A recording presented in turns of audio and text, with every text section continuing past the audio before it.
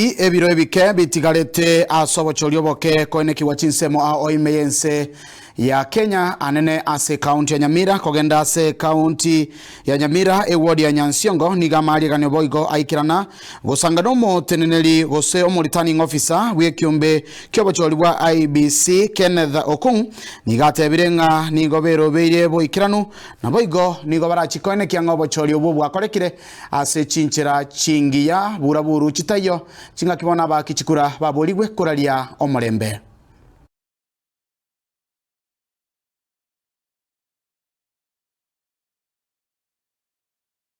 We have not had incidences of violence even throughout the campaigns, not at all, not anyone reported.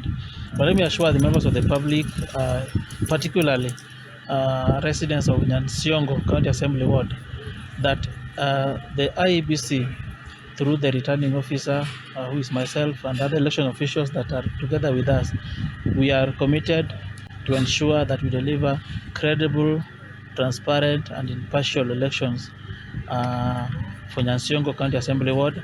We'll be able to timely announce and issue and declare the winner.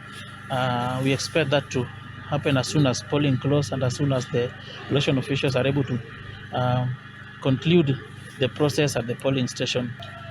For the past 1 week or so, we have never had adverse weather conditions at this place that might hinder the process. Even though weather is a matter of nature, it can change anytime. But we have had contingency measures, including tents, including the vehicles that will safely ferry the materials to the polling stations and back. We have tents that will be able to act as a will help in case of rains at the tallying center.